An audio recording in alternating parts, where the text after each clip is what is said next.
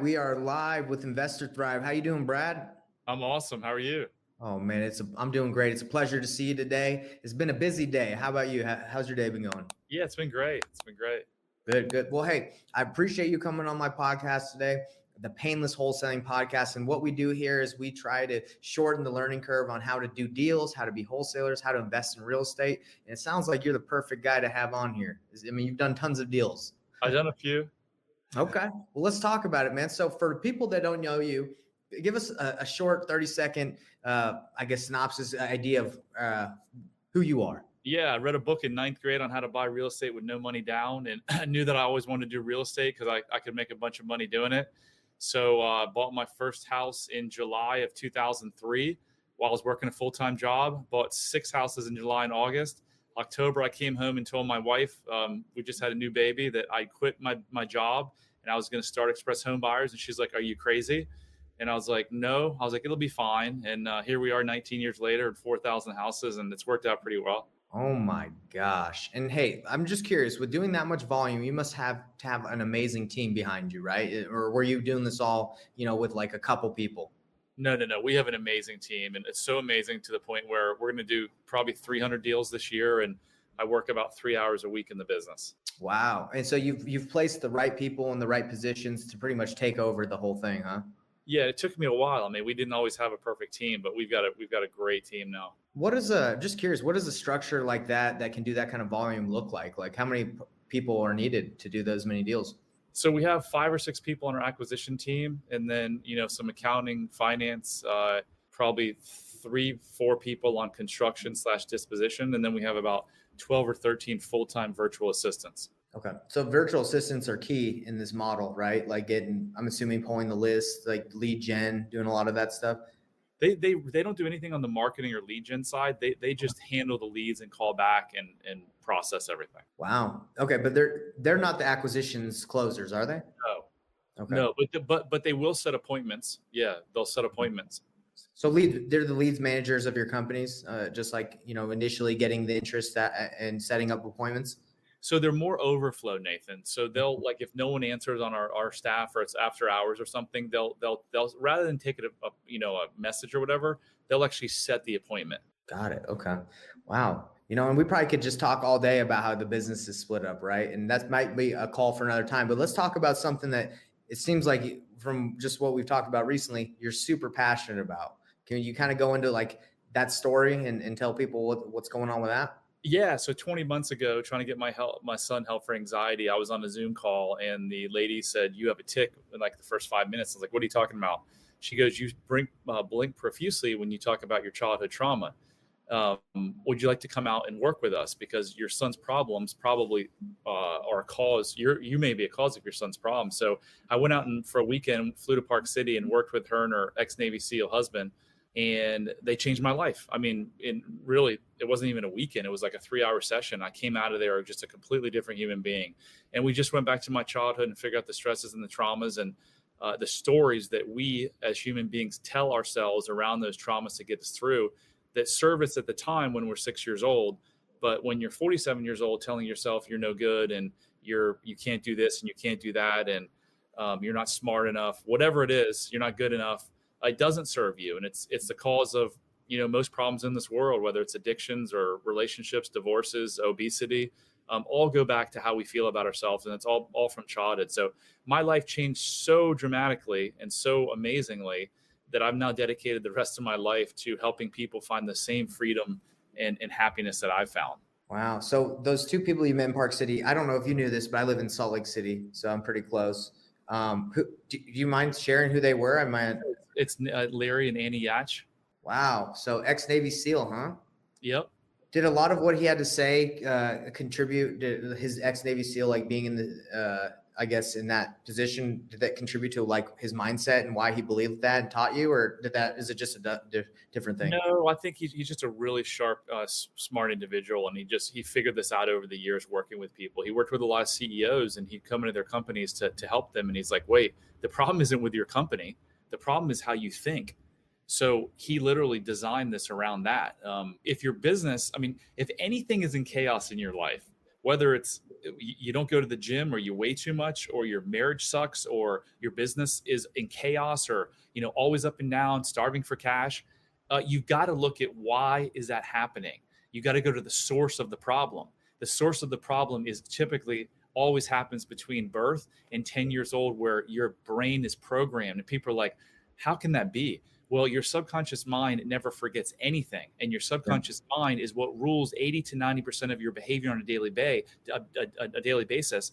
So you're doing all this behavior and activity, and most people don't even know why they're doing it. They're driven by this programming from when they were 6 years old. Well, I mean, that kind of makes me feel like if everything has to go between your birth and 10 years old, then maybe people should focus more on figuring out what happened in that time, right? Well, they should. Again, it's a cause of, I can pretty much trace anything bad in anyone's life probably back to that time period of life where their brain was being formed. Wow. So I watched a podcast with Joe Rogan. I think he had a medical expert on there, and how he was saying that like a lot of the ADHD and a lot of these problems stem from like the way you were raised in that time period, and living, I guess, in anxiety, right? Like, is that something that you've even heard of? Or this is likely the guy, Gabor. That's him. Yeah, Gaber. He's the man. Dude, he's amazing. He's one of my mentors. I studied under him. No way. That guy was just a genius. Incredible. So here's what he says. This is a 600-page book I just showed you. 600 pages of saying that every health disease can be traced back to childhood, unresolved childhood trauma. ADHD, let's just use that as an example. ADHD is a child's mind saying something's really bad happened to me at 6. So what do? Your brain does what it's supposed to do. It checks out. It disassociates. So then nothing ever changes because your subconscious brain doesn't know time, right? So at 17 or 27 or whatever it is, you're still disassociating. So there's no, he claims, and he's a doctor, he's been doing this for 40 years, that there's no such thing as ADD or ADHD. And you don't need medication because it never solves anything. It is a disease of childhood that all you have to do is go back and figure out when it started and reprogram your mind around the truths and not the untruths. So amazing you saw that, because this guy is he is so great. Cancer, MS, eczema, like on and on and on. Things are, when your body is under stress for a long time, it breaks down physically, and that's why illnesses occur. So let's talk about that. So obviously, if I have I don't have any kids, right? But when I have a kid, from what Gabriel was saying, from what I understood, was you need to be attentive, you need to be present with your children, you need to be there to I guess support them, right? And if you don't, then there's that stress level. Is that correct? Is that like you need to spend more time with the people you love, especially in that 1 to 10 age range? Yeah, I do a daily video every single day. And one of the videos that got the most views was quoting him, that basically said, every problem in a person's life and every suffering can be traced back to unmet childhood needs. So a lot of people, when they think about trauma, they're like, well, I wasn't, bullied by my neighbor. I wasn't molested. I wasn't sexually assaulted. Well, that's a big T trauma. This is his words. Little T trauma is you can be completely messed up the rest of your life. Little sister was born. You thought your parents loved her more than you. So absolutely 100% he's right. Shoot. So is that, do you have, if you're met, it doesn't have to be huge. It can be. Yeah. Do you have kids in that age range? I have kids. Yep. Okay. Is that something you're I really? have kids that are, Sorry, go ahead. Yeah. So the reason my son has anxiety is because of the way that I parented him and the way that his mother parented him before I made this transformation. So yeah, I've been a single dad for 11 years. I did everything for my son and daughter. But yet, even though I was attentive and loving and affectionate, my childhood pain was putting undue pressure on him to be like a worse golfer. And that gave him anxiety. Shoot, that's wild. Man, this is giving me a lot to think about, right? With raising children and also addressing anybody's past child traumas, right? Yeah, Nathan, I mean, the thing about children that's really important is if you are listening to this and your children or child have behavioral issues, the first place you should look is in the mirror, because you 100% are the cause of your child. 100% may be a stretch, 99%, 98%. If your child has behavioral issues, it's because of you. And Gabor wrote a book with his son, who's also in the business. It's called Don't Lose Hold of Your Child or something like that. Keep your child. And it's all about how every behavioral problem that a child has is around lack of connection with their parent. And punishments do no good. Like hitting a child, oh my God, the worst thing you could ever do. People are like, oh, you need to spank your kid so they have so they'll respect you. No, no, no, no, no. That's the worst thing you can ever do, because the one person in that child's life that's supposed to protect them, they're going to inflict harm, violence, and shame on that child. And that's going to fix the child. That's going to help them. No, that's going to screw the child up. So if you're spanking your children thinking you're doing something good, you're definitely not. Oh my gosh. Well, what's your opinion on the way society is right now, and how people are very like distracted right now with technology and not really being present? Do you feel like there's going to be more issues with kids growing up in this day and age? There are more issues. Not are there going to be? I mean, the 15 to 25-year-old age range is probably the most troubled 10-year age range that exists right now, and it's because of the devices. It's because of lack of connection. So all of our problems, when we have that childhood trauma, all it's really doing is taking us out of connection with ourselves. So lack of connection with yourself is terrible. Lack of connection with other people is terrible. So the fact that you can now order food from your house, work from home, get your laundry done, you never have to leave, right? So it's creating a further disconnection. And then the technology of these phones is they want to keep you constantly there. So they do things to keep your brain constantly go, go, go, go, go, go, go, go, go. Your brain was supposed to be go back to 1,000 years ago when we were, living on the plains or in caves even further back. There wasn't danger all the time. You would stay around, you'd go hunt, you'd have like 20% where your brain is in an active state, like a fight or flight, and 80% the other time. It's reversed now. It's like most human beings spend 80% of time in like this super jacked up fight or flight mode, and it's not good at all. What's your solution? The solution is connection. So the solution to everything is take a look at your childhood and figure out those traumatic times you went through, and then reverse those faults and turn them into the truth and live by the truth. For children, it's getting outside, it's having their parents listen to them. Gabor says the child has to be seen, heard, and understood. So if you're a parent, you should be doing that. You should be forcing your kids to get out of the house, off of their gaming, into nature, into sports, into biking, whatever it is. Just get out of the house and connect with other human beings. Shoot. Well, do you feel like moving to a remote area where there's bad service and, they have to go out in the woods? Do you feel like that's a good idea? I mean, I don't know about that. That might be a little extreme.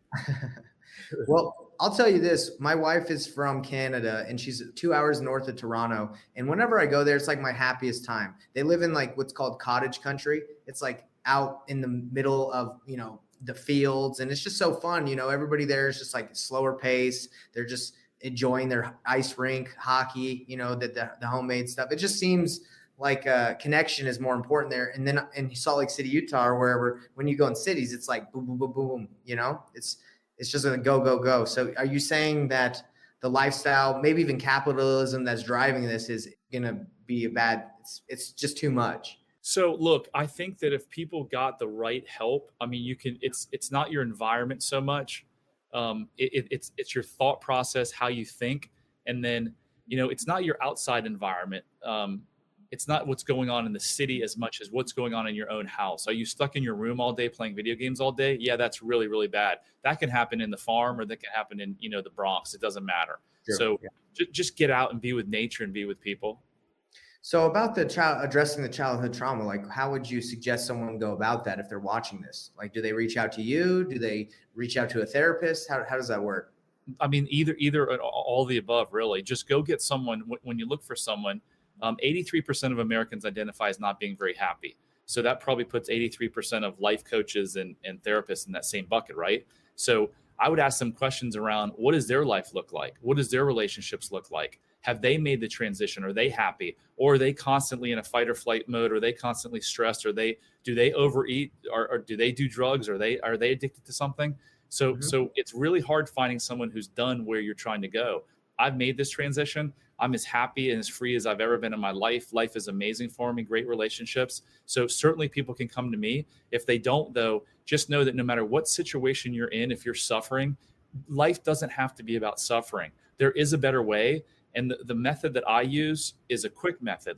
I have seen crazy transformation in a matter of like 3 or 4 hours with some of my clients. You don't need to go to a talk therapist and spend 5 years doing this. You just don't need to do it. There is a better way. So if you're suffering, know that if you really want to change and you're willing to see things from a different perspective, like your life can radically change in a matter of, hours. Wow.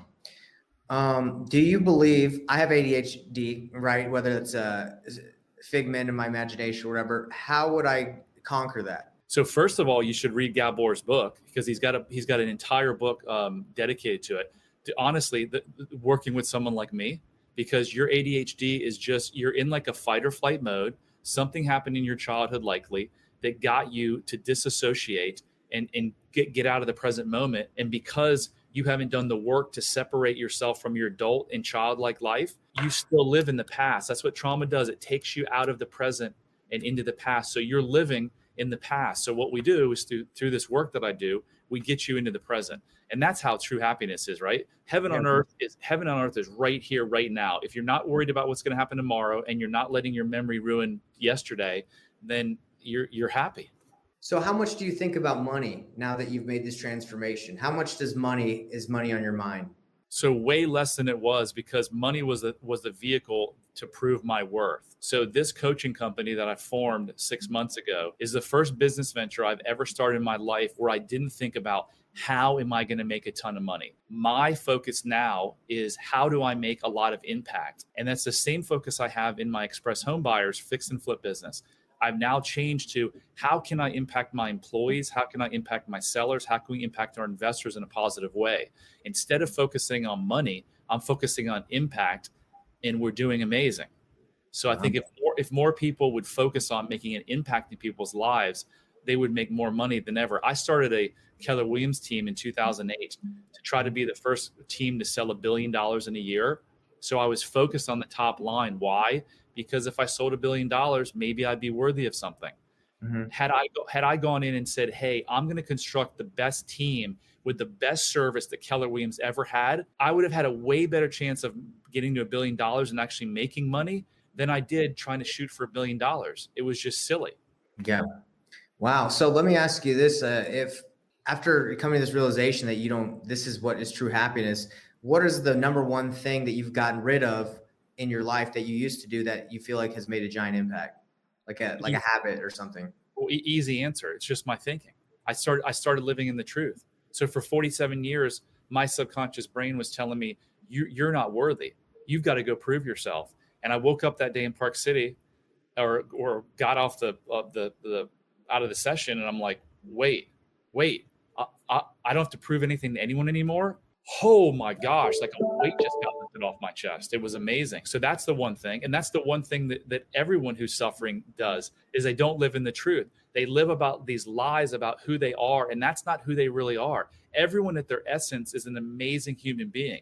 They may not behave as an amazing human being, but the reason they don't behave as an amazing human being is because they tell themselves our prisons are full of people. They weren't born a prisoner. They weren't born a criminal. They were born a beautiful child that happened to be corrupted through their parents' poor beliefs. Well, yeah. I mean, from what you're saying, it makes complete sense. Let me ask you, does religion take any part into this equation, or is this not religious at all? So at the core of it, there is no religion involved. I'm a believer in God. I've become closer to God through this process. Do you need to be a believer in God to make this work? No. I think it's really important to think that there's a universe out there and that there's a higher power of some way, shape, or form. There are more grains of sand on every beach on the earth. There are more stars in the sky than grains of sand. Our universe, you can't even fathom how big it is. So there's a lot more out there that we don't know. And right. Maybe we'll never know. Maybe we will. But yeah, if you believe in a higher power, or that there's a greater universe, or that there's a greater good going on, it's going to help a lot in your journey. Is this new knowledge to the, scientific community, or in general, that they're 1 to 10 years old determines disease, your mindset, all that? Is that new? Well, that part, yes. I'm sorry. That part is I think is newer and newer. Yes, it is. The fact that the stress, although what I say it's newer, when all the books I've read, people have been talking about this for 60 to 80 years. It's never gone anywhere. Because think about this. If I go to the doctor, does the doctor ever ask me about like, well, are you under stress or what was your childhood like? No. They're like, let's this is what Western medicine's all about. Let me label you, diagnose you, and then give you a drug. Right. So if they can do it through talk therapy, where's the money? Do you know how much pharmaceutical? You go and look at every pharmaceutical drug that's out there, and 90% plus could be traced back to the stress that you've had from childhood trauma. So it's one of those things in life where you just have to follow the money trail, and you can see why it's not talked about more. But thanks to Gabor, he's talking about it and he's getting some huge press from his book. Did Gabor, did he help you along this journey, or was it mainly the SEAL and the lady in Park City? So I've been fortunate to work under like 3 or 4 of what I think some of the best people in the business. So he was just one of the people. Wow. How'd you get linked up with that? Like that's a completely different industry than home buying. Like, was it just a different circle you're running in, or how did that happen? I mean, it's just through like, I've probably read 40 books and spent 1,000 to 2,000 hours on this since my transformation last February. It's all I do. It's all I do is just trying to become the best so that I can impact and have the biggest impact on the most people. Do you believe that this is something that the average person can do? They can change, or do you feel like this is like, it takes a certain person, like not skill set, but like, I don't know, high level individual to be able to change, I guess, what happened within the last, 1 to 10 years when they were born? Here are the only people that can truly change. Number one, they've got to want to change. And number two, they have to have a willingness to see things from a different perspective. So anyone in the world, if they have those 2 characteristics, can change. Wow. So it's not like you have to achieve a certain, intelligence or IQ or ability to like do this. Anybody can do it. Anybody can do it. Wow. You got me thinking, usually I'm pretty upbeat, but I'm like, you got me. You probably have this effect on a lot of your people you talk to. Well, I do. I mean, it gets you thinking, right? Because the only time you can change is when you have awareness of something. And people might be like, well, I don't know what this self-love stuff he's talking about. I don't know if I have what does that even mean? Well, yeah. It means just that. It means that you love yourself. And so many people I talk to say, well, I love myself. And I go, well, do you? Let's do a little test. Are you constantly triggered? Are you constantly in a state of like anger, depression? Do you find yourself judging people all the time? Do you judge yourself all the time? Do you have self-destructive behaviors? Do you eat too much, drink too much, smoke too much? What are your relationships like? Are you in a deeply connected relationship, or have you gone are you in a shitty relationship, and has every relationship been like boom, boom, boom? If you answer yes to any of those questions, you have some component of lacking self-love and self-compassion. And if that's the case, every area of your life is negatively affected. Wow. Because I think about my childhood, like like most people, I would assume that their parents tried their best, but they weren't the best, right? Like it just happens, right? They neglect, hitting or whatever, it happens. But I thought, just before talking, I just thought that was life, and you just got to man up and just go through and do your best. And I have no ill will towards the parents. I think they're amazing. But I mean, if you're talking about issues from 1 to 10, then I'm assuming I have quite a bit like anybody else. Yeah. And again, so I would, once we're off the call, I would just look at your life and look at all the things that didn't go right. The relationships, your health, how are you in a day? Are you upset? Do you get triggered a lot?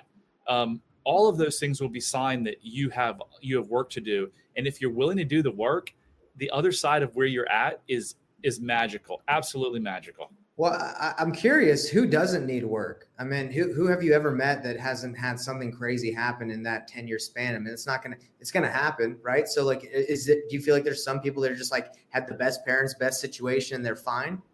I mean, look, of the hundreds of people I've talked to, ironically, I just had a session with my business partner earlier today, and I couldn't find anything. But how many people is that? Nathan, it is such a small percentage. I mean, a fraction of a small percentage. So who could use it? Pretty much everyone. Yeah. Well, it sounds like it, because I just know from my experience and from friends' experience, like it's just life gives you curveballs, right? To your parents, your friends, your family. And if you're raised in that kind of environment and you just brush it off because you're like, that's just life. From what you're saying, it sounds like you can still overcome those issues that you probably buried. There's no brushing off anything, by the way, Nathan. You may you may think you brushed it off, but all you have to look at is look at your relationships and your success in life. Not success from a financial standpoint. Success to me is, do you wake up in the morning feeling good about life? Do you put your head on the pillow at night feeling good about life? Or are you constantly stressed? Are you constantly angry? Are you beating yourself up, negative self-talk? Any of that stuff you can't push anything aside. That's the thing. Suck it up. Nah, that doesn't work. Wow. You got a lot of good stuff to tell. I mean, I'm sure honestly, I'm just trying to think. I'm like, what could he tell you to change your trauma, or not even trauma, but like what has happened that might be affecting you negatively? I have no idea, but it sounds interesting. I think we got to talk more. Love it, man. I'm always here. All right, let's go. Well, hey everybody, this has been amazing. If you have anything you want to work on with yourself, I mean, I believe that mindset and self-development is one of the most. It's something I'm extremely passionate about. So when you're talking about Gable and all that stuff, like I think it's amazing. I want to be a better father once I have children. I want to be able to provide and be, to avoid these issues that are obviously causing a lot of problems for people. So I appreciate you coming on. Is there anything you'd like to say before we wrap up? No, just I put out a daily video on freedom and happiness, and I'm on all the social media platforms, and all of my links are at bradchandler.com/contact. So just go follow me. And if I can help you in any way, my phone number's on there. You don't have to suffer 1 second, 1 hour longer. If it's not me, I'll get you someone else that can help you. Powerful, powerful message. Well, thank you so much, Brad. Thanks for coming on. Thank you.